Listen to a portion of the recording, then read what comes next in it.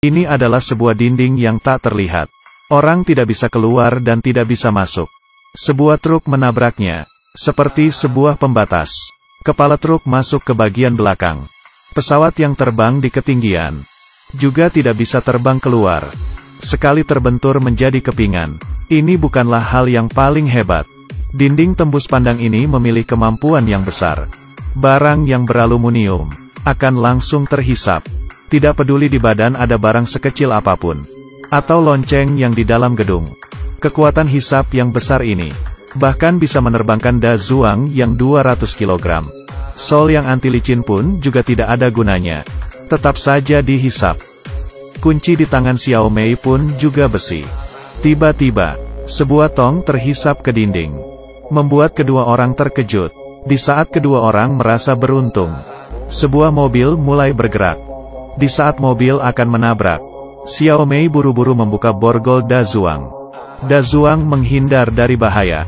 Xiao Mei pun tertabrak mobil dan meninggal. Di sisi lain lebih parah. Panci semuanya ditarik. Sekotak pisau juga berterbangan ke arah pintu. Orang-orang panik berlari keluar, dan rumah itu hancur. Kemudian Da Zuang dan yang lainnya meneliti. Jika tidak secepatnya mencari solusi, satu kota akan menjadi hancur. Di saat itu, dinding transparan terjadi hal yang mengerikan. Semua sampul mulai terang dan gelap. Tidak berhentinya memunculkan suara. Cui yang mendengar langsung pingsan. Orang di luar juga sama. Satu demi satu pingsan. Yang aneh adalah, hanya Da Zuang dan beberapa orang yang tidak pingsan. Apa dia mempunyai suatu hubungan dengan dinding transparan? Orang-orang yang mendengar suara pingsan. Suara seperti ini berkelanjutan selama 2 menit. Selain Da Zuang dan beberapa orang, sisanya pingsan. Ya ampun, sebenarnya apa yang terjadi? Xiao Shuai menangis di samping anaknya. Kemudian dia memutuskan untuk gantung diri, meletakkan tali di lehernya, dan perlahan-lahan mengatur nafas, bersiap untuk gantung diri.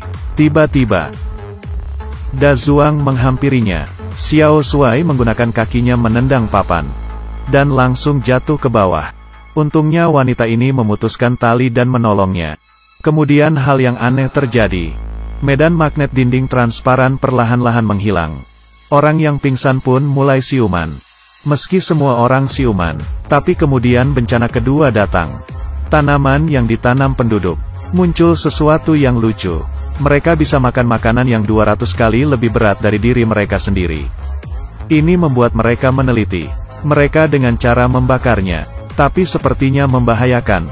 Da Zuang dalam keadaan bahaya. Dia menyemprot tanaman dengan pesawat. Xiao Mei bertugas memberikan Da Zuang arahan. Karena ada sedikit kesalahan, bisa membuat pesawat menabrak dinding transparan. Tapi di detik terakhir, karena jarak dengan dinding terlalu dekat, sayap pesawat idak sengaja terkikis oleh dinding. Untungnya Da Zuang tetap mengoperasikan dengan tenang. Dan pesawat kembali dengan selamat. Masalah tanaman baru saja terselesaikan. Cuaca langit mulai berubah. Semua orang kembali seperti semula. Mempersiapkan ember untuk menampung hujan. Tapi mereka bingung melihat air hujan. Ya Tuhan, air hujan ternyata berwarna merah. Apakah ini gula anggur? Seorang gadis menyentuhnya, dan langsung menariknya karena sakit.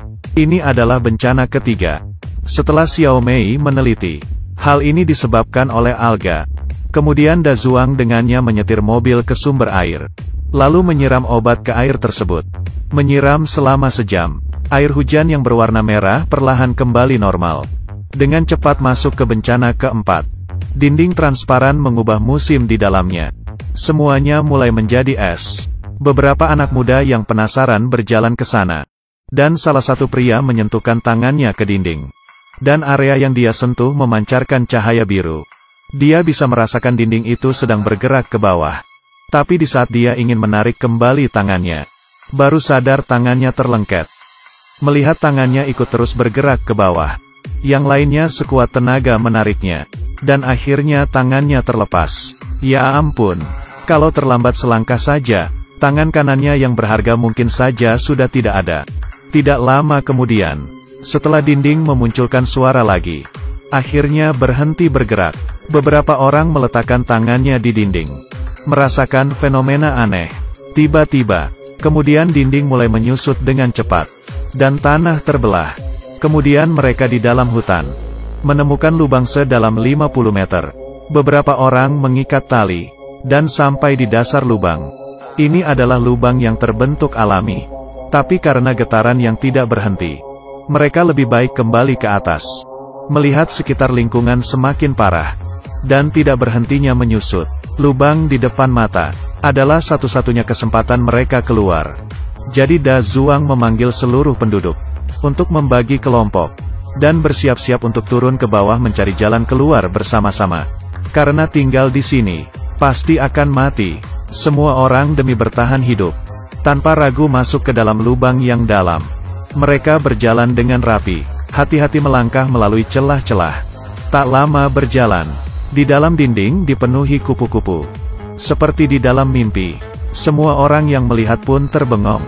Setelah kupu-kupu dikagetkan, semuanya beterbangan, dan yang tertinggal di depan mereka bukanlah jalan keluar, tapi dinding yang ditutupi oleh batu. Ketika semua orang bingung, Da Zuang mengulurkan tangan kanannya di atas dinding batu. Lalu muncul cahaya biru. Dinding mulai retak dan terbuka. Hidup terlalu lama di dalam dinding transparan. Mereka akhirnya bisa melihat titik terang. Ikuti Kiki masuk ke dalam dunia perfilman.